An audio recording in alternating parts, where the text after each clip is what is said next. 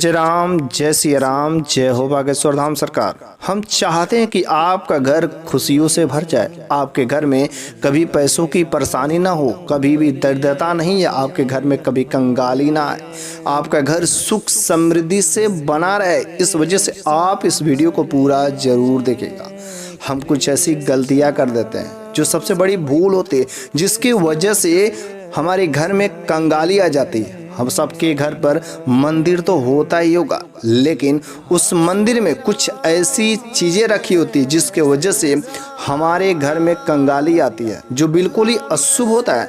तो आज इस वीडियो में हम आपको बताएंगे कि घर के मंदिर में ऐसी 3 चीज़ें क्या है कि जो हमें भूल करके भी नहीं रखनी चाहिए। यदि आपके घर के जो मंदिर होता है, उस मंदिर में यदि 3 चीज़ें हो तो तुरंत उसे निकाल करके फेंक दे। लेकिन उन 3 चीज़ों को जानने से पहले हम जानना चाहते हैं कि यदि आप बागेश्वर बाबा के भक्त होंगे तो कम से कम वीडियो को लाइक तो जरूर ही करेंगे। यदि आपको अच्छा लगेगा तो अपने सभी फ्रेंड्स में व्हाट्सएप ग्रुप में शेयर जरूर करिएगा। तो चलिए हम लोग जानते हैं आखिर हमारे जो घर का मंदिर होता है, घर के मंदिर में आखिर वो कौन सी 3 चीज़ें जो हमारे घर के लिए बिल्कुल ही अशुभ होता है, हमारे घर में कंगाली आती है। भगवान श्री कृष्ण ने कहा है कि हमारे घर के जो मंदिर होता है, सबके घर पर एक पूजा घर का मंदिर होता है। उस घर के मंदिर में कुछ ऐसी चीज़ें रखी जाती है जो बिल्कुल ही अपवित्र होती है और उसको हम लोग पूजा करते हैं, उसका भी हम लोग अच्छी चीज़ें मान करके विधिवत पूजा करते हैं। लेकिन शायद जाने या अनजाने में यदि उन चीज़ों के बारे में यदि हमें नहीं पता होता है तो आज जान लीजिए उन चीज़ों को अपने घर के मंदिर से तुरंत ही निकाल करके फेंक देना चाहिए। आखिर वो पूजा घर में कौन सी चीज़ें होती हैं। लेकिन सबसे पहले हम लोग जान लेते हैं कि हमारे घर का जो पूजा घर का मंदिर होता है, उन चीज़ों में कौन सी चीज़ होनी चाहिए, उन चीज़ों के बारे में पहले जान लें। पहला नंबर की बात है कि दीपक बहुत ही शुभ होता है। यदि हमारे घर के पूजा घर के मंदिर में दीपक होना बहुत ही उचित है। वह दीपक आपका मिट्टी का भी हो सकता है या पीतल या स्टील का भी दीपक हो सकता है, लेकिन उस दीपक को हमेशा बदला नहीं जाता है। वह दीपक में रोज आपको दीप दान किया जाता है, भगवान के सामने अपनी विनती किया जाता है, मंत्रों का उच्चारण किया जाता है, जिसके वजह से आपके घर में सकारात्मक ऊर्जा का संचार होता है। उसके साथ साथ यदि चाहें तो आपके घर में उपला पर धूप की जो है बत्ती जला सकते हैं, धूप दिखा सकते हैं। इस काम को करने से आपके घर से नकारात्मक शक्तियां हमेशा के लिए खत्म हो सकती है तथा आपके घर में सुख शांति तथा परिवार में हर प्रकार से सुख समृद्धि ऐश्वर्य की बढ़ोतरी होती रहती है। दूसरा नंबर की बात है, यदि आपके घर के पूजा मंदिर में स्वास्तिक का चिन्ह रहता है तो स्वास्तिक का चिन्ह जो है शुभ कार्य को प्रतीत करता है। किसी भी कार्य को शुरू होने से पहले, कोई भी पूजा अनुष्ठान शुरू होने से पहले वहाँ पर स्वास्तिक का चिन्ह बनाया ही जाता है, क्योंकि यह बहुत ही शुभ का प्रतीक होता है। और यदि आपके घर के मंदिर में स्वास्तिक का चिन्ह होता है तो आपके घर में सुख समृद्धि तथा एकता भी बनाए रखता है। तीसरा नंबर की बात है, आपके घर में कलश अवश्य ही होना चाहिए, जो आपके घर के पूजा मंदिर के लिए अवश्य होना चाहिए।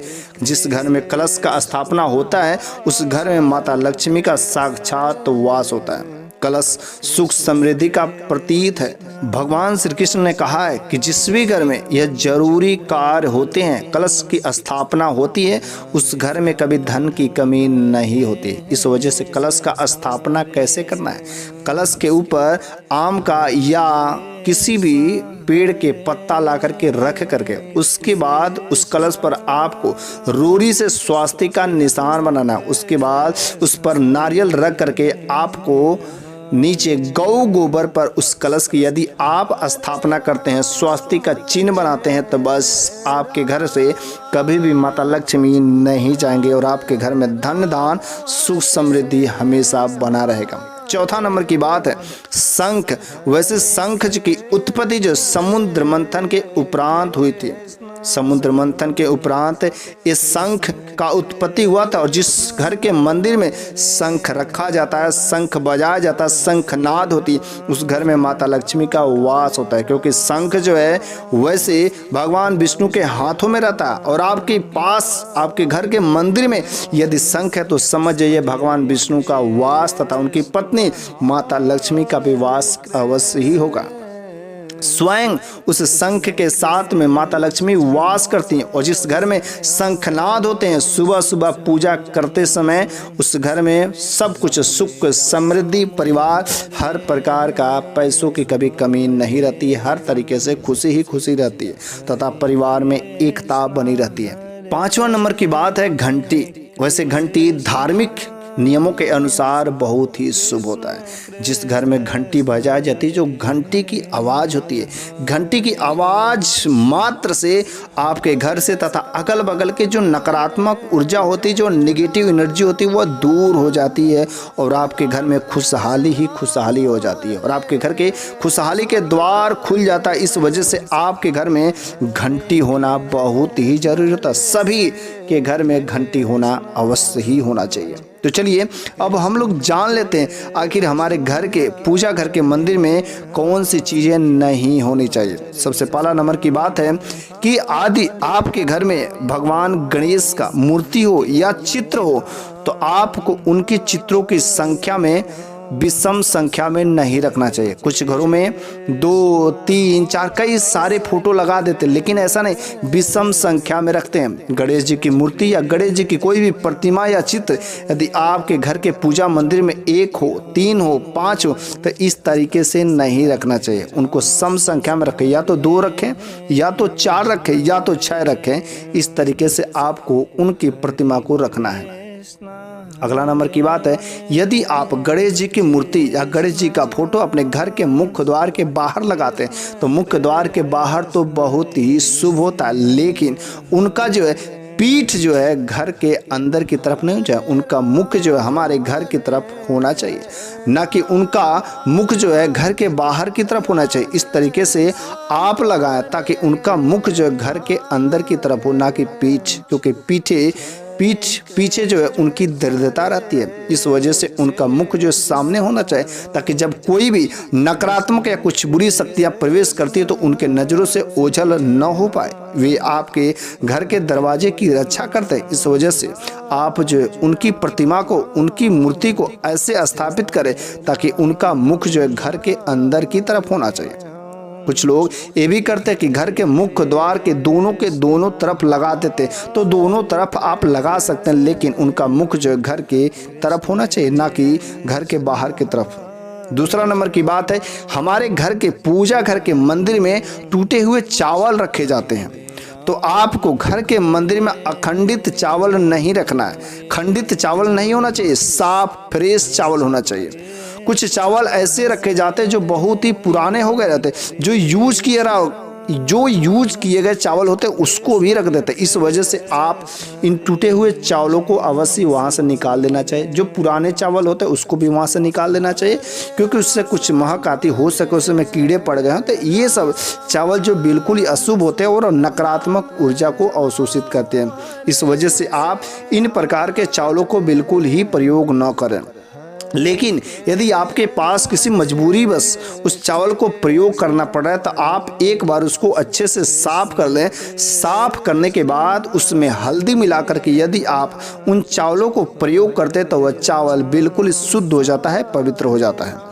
तीसरा नंबर की बात है, अपने घर के पूजा मंदिर में अपने पूर्वजों की तस्वीरें नहीं लगानी चाहिए। इसे तुरंत ही बाहर निकाल दे। मानते हैं कि पूर्वज जो है पूजनीय होते हैं, लेकिन पूर्वज हमारे कभी देवताओं के बराबर नहीं हो सकते। इसका परिणाम आपको बहुत ही घातक हो सकता है। इस वजह से आपके कोई भी पूर्वज को फोटो घर के मंदिर में या उस रूम में या शयन कक्ष में या दरवाजे पर नहीं लगाना चाहिए। पूर्वजों का फोटो हमेशा उस जगह पर लगाएं जहां पर किसी की नज़र या आपके घर के सदस्य की नज़र बार बार नहीं पड़ना चाहिए। यदि आपके घर के पूजा मंदिर में किसी साधु संत का भी फोटो हो तो साधु संत भी किसी देवता के बराबर नहीं हो सकते। इस वजह से साधु संत को भी आप पूजा घर में नहीं रखें, किसी दूसरे जगह पर रख दें। माता काली का आप जो है तथा काल भैरव का फोटो भी नहीं रखना चाहिए। खड़ी माँ लक्ष्मी का भी पूजा कभी नहीं रखना चाहिए, ना तो अपने घर के पूजा मंदिर में रखना चाहिए, क्योंकि खड़ी लक्ष्मी ऐसी मानी जाती है कि कभी भी आएंगी कभी भी चली जाएंगी। इस वजह से कभी भी आप अपने घर में बैठी हुई लक्ष्मी का ही पूजा करें, बैठी हुई लक्ष्मी का ही चित्र अपने घर में स्थापित करें। तो इसके साथ साथ हम लोग कुछ ऐसी भी चीज़ें जान लेते हैं जो हमारे घर के पूजा मंदिर के लिए अति महत्वपूर्ण है। ये चीज़ें होनी ही चाहिए, हर हालत में ये चीज़ें होनी ही चाहिए, क्योंकि इन चीज़ों के होने से आपके घर परिवार में खुशियाँ ही खुशियाँ भर जाती है। इस वजह से इन चीज़ों को अवश्य ही अपने घर पर रखना चाहिए। पहला नंबर की बात है गंगा जल। वैसे गंगा जल पवित्रता का प्रतीक है। जिस घर में गंगा जल रखा जाता है, जिस घर के पूजा मंदिर में गंगा जल रहता है, वह घर का मंदिर बहुत ही पवित्र होता है। आपको घर के मंदिर में एक जो लोटा में गंगा जल भर के उसका स्थापना करना चाहिए, कलश जरूर स्थापित करें। ऐसा काम करने से आपके घर के पाप जो नष्ट हो जाते हैं, आपके घर में शांति तथा सुख शांति बनी रहती है। इस वजह से तांबे के पात्र में यदि गंगा जल को रख करके कलश की स्थापना करते हैं तो आपके घर से कभी भी माता लक्ष्मी की कमी नहीं होगी, पैसों की तंगी कभी नहीं होगी। दूसरा नंबर की बात है कि आप गंगा जल तो रखते हैं, लेकिन गंगा जल कभी भी प्लास्टिक में नहीं रखें। प्लास्टिक के बोतल में रखने से गंगा माता का अपमान होता है। आप जो है भगवान शिव को केतकी का फूल कभी भी नहीं चढ़ाए।